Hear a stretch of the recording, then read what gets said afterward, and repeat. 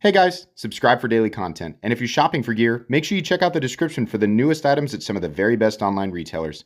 There's also links for some of the items that I personally recommend. Thanks!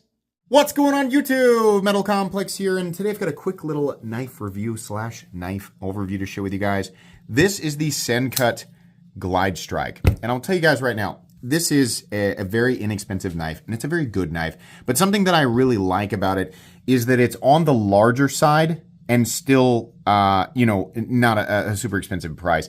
I'm not saying that larger budget knives don't exist. They do, but as somebody who literally has over 4,000 uploads, totally just covering knives, like just almost exclusively knives, I handle a lot of stuff.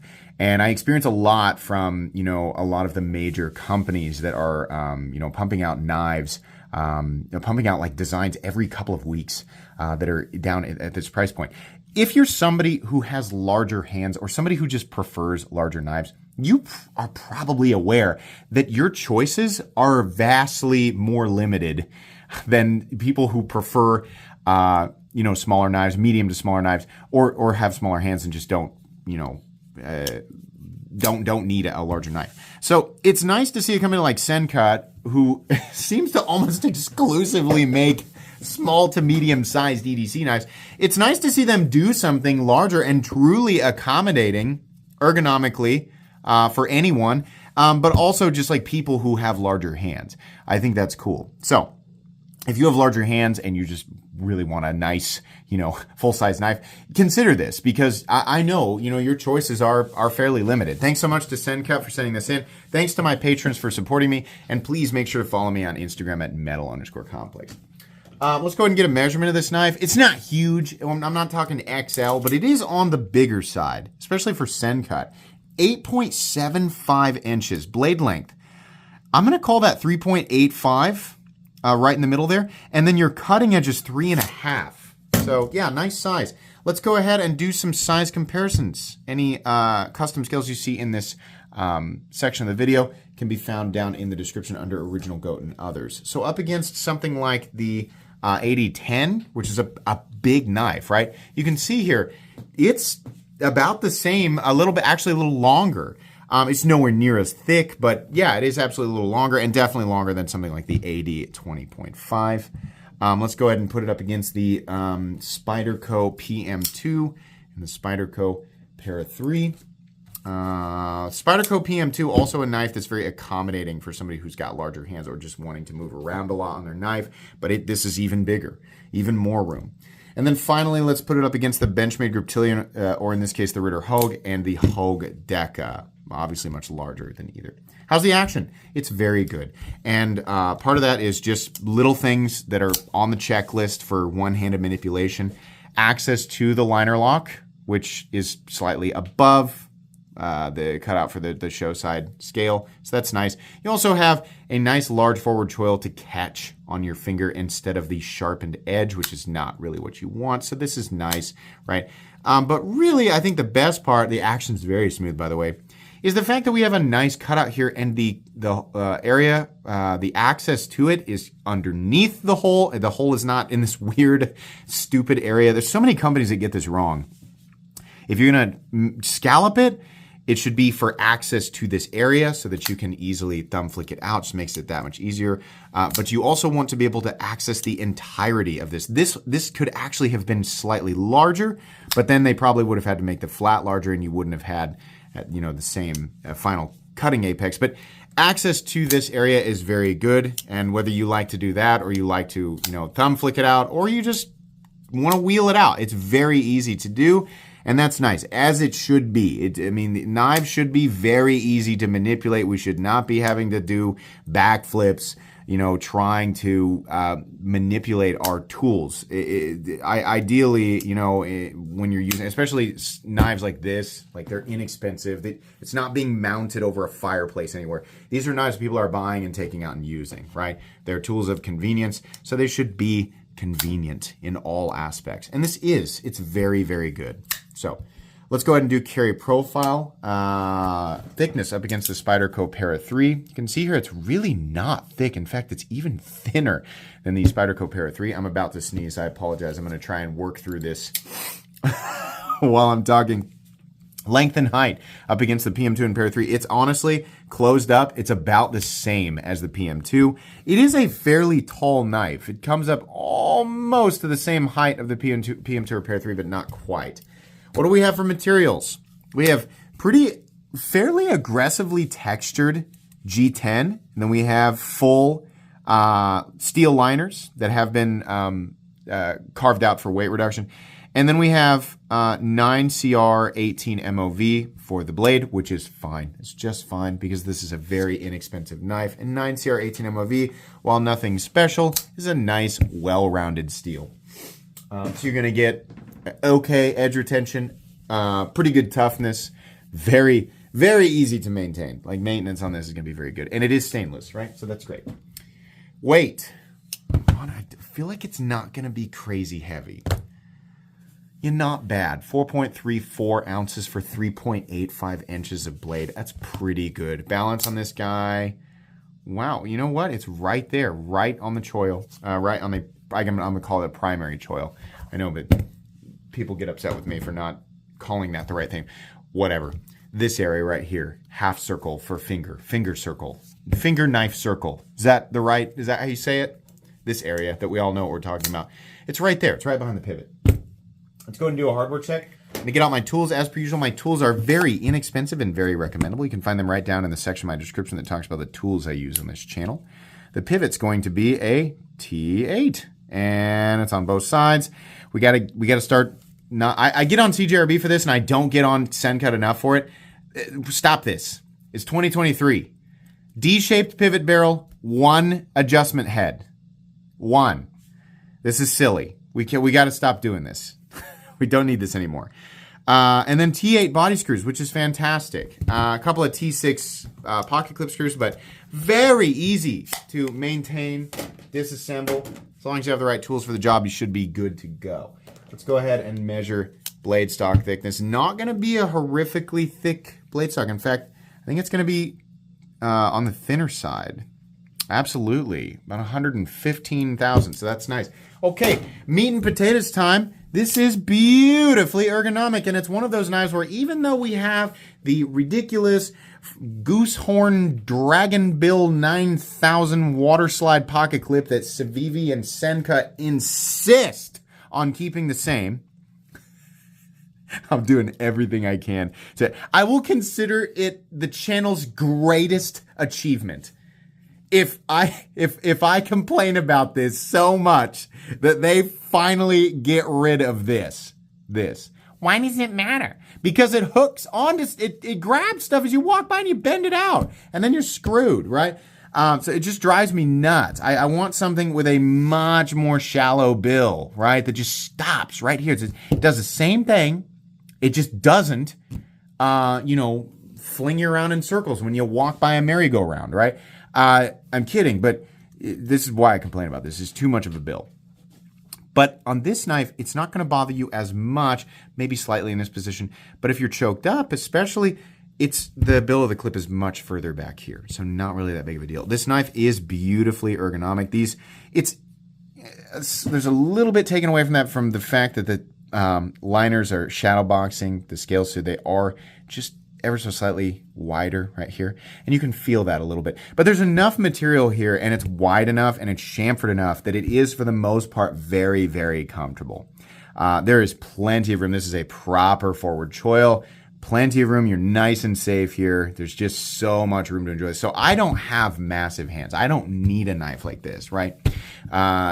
Ladies or gentlemen, if your hands are the same size as mine, then you wear an XL glove. And a lot of us, including me for a long time, that made me think, oh, I got big hands. I'm walking around with big hands because when I go to Home Depot, I got to buy the XL gloves. We don't. we don't have huge hands. In my experience, we have fairly normal sized hands, right? Now, there's nothing wrong, obviously, with having hands smaller than mine, but if you truly have XL hands, you wear a 2XL, 3XL, or beyond gloves. Then you have big hands, right? And the world can be more difficult for you in some ways. I mean, just in terms of like pocket knives, a lot of pocket knives just don't work, especially, knives like the 20.5. If you have massive hands, this just doesn't work, especially back here. Like, you're forced into the choke up position, and even then, you don't have a lot of room right here. So to somebody who has like enormous hands, you might be thinking, yeah, the 20.5 sounds really cool. The problem is I'm not comfortable on it. Even sometimes knives, even like the 80-10, because they insist on this. I would venture to guess, if you have huge hands, I bet this pisses you off, because you end up like this with your pinky on top of this crap, instead of them just shaving this off right here so that you can just rest at the back end of it without having to squeeze on that peak. I understand this is a lock-in position for people who have hands that are similar to mine, right? But I bet that drives you nuts.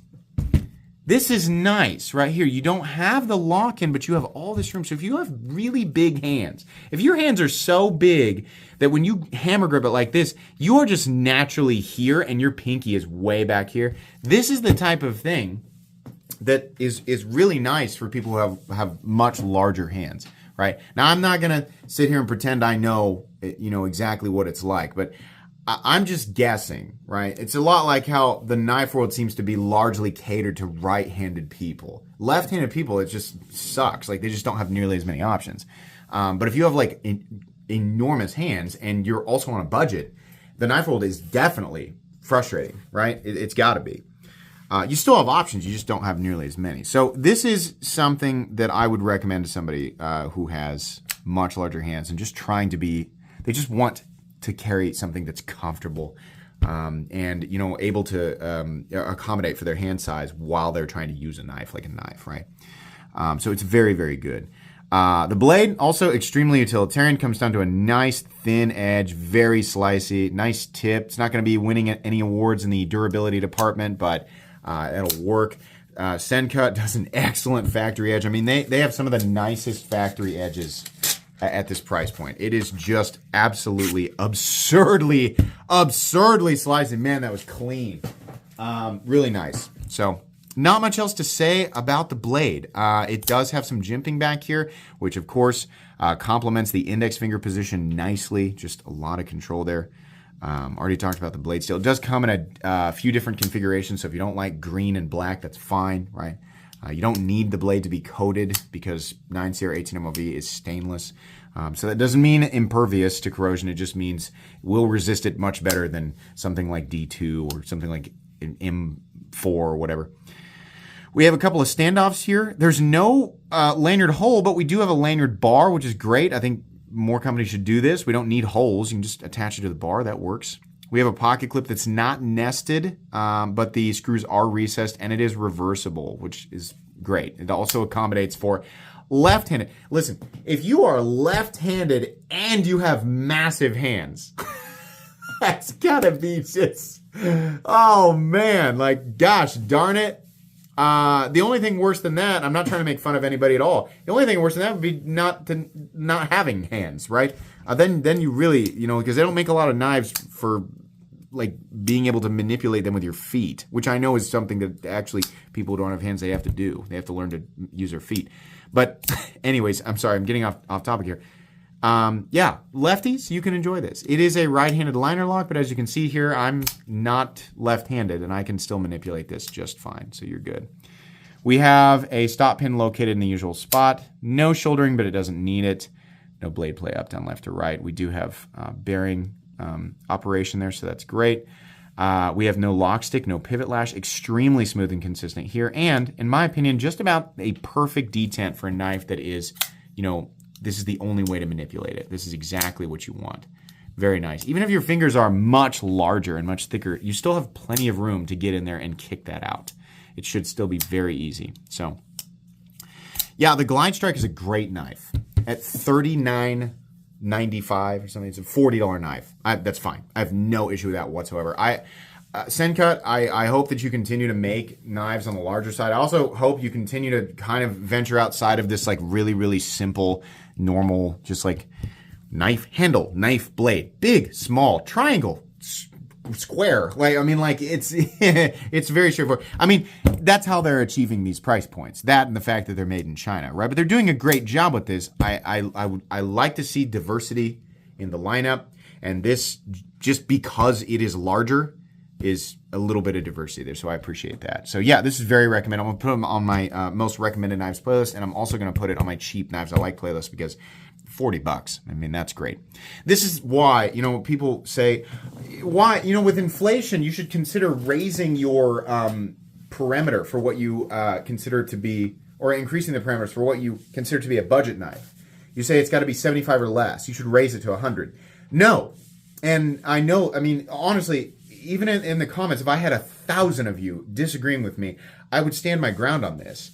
I'm not going to increase the threshold of what I consider to be a budget knife, because we have companies like Sencut and Miguron and QSP and CJRB who are like, 2023 and knife prices are going up. Yeah, we're going to continue to make really, really great stuff right around $40. It's not like everything that was 40 is now 60, right? No, they're clearly still able to do it. So I'm not going to make it easier on these companies and just say, yeah, keep making the same thing, but charge us more.